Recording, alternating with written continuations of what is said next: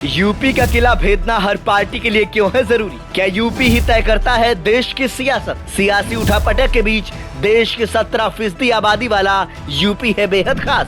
देश में फिलहाल आम चुनाव 2024 की प्रक्रिया जारी है और 4 जून को इसके परिणाम आने हैं।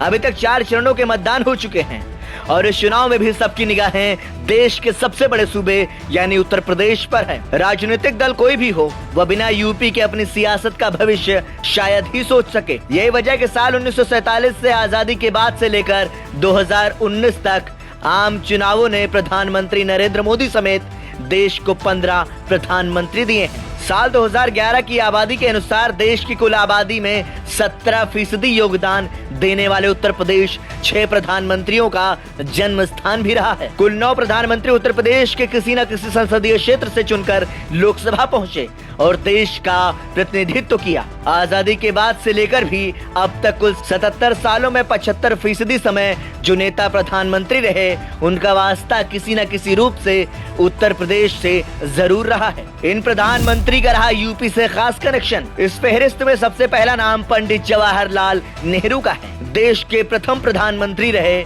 पंडित जवाहरलाल नेहरू का जन्म प्रयागराज तब के इलाहाबाद में हुआ था।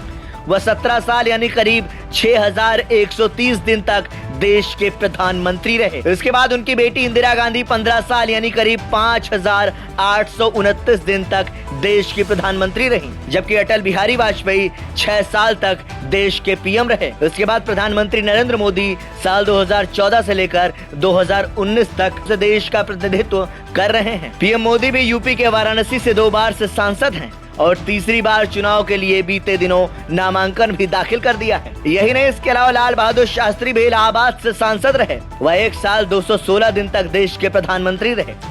फिर चौधरी चरण सिंह 170 दिनों तक देश के पीएम रहे। इस दौरान वह बागपत से सांसद रहे। वहीं राजीव गांधी की बात करें तो साल 1984 से लेकर 89 तक वह देश के प्रधानमंत्री रहे। इस दौरान वह अमेठी लोकसभा क्षेत्र से सांसद रहे। इसके अलावा विश्वनाथ प्रताप सिंह ने भी देश का प्रतिनिधित्व किया और फतेहपुर से सांसद रहे। विश्वनाथ प्रताप सिंह के बाद चंद्रशेखर पीएम बने और वह बलिया से सांसद थे। आजादी के 3 दशक तक कांग्रेस का गढ़ रहे उत्तर प्रदेश में देश की कुल 545 लोकसभा सीटों का 20% अकेले हिस्सा है। राज्य की 80 लोकसभा सीटें देश का सियासी भविष्य और परिदृश्य तय करती हैं। यही बड़ी वजह है कि सभी राजनीतिक पार्टियों के केंद्र में उत्तर प्रदेश राज्य रहता है। खैर, इस बार इस राज्य की जनता किस पर अपना भरोसा जताती है ये तो आने वाली तारीख यानी 4 जून को ही तय हो पाएगा।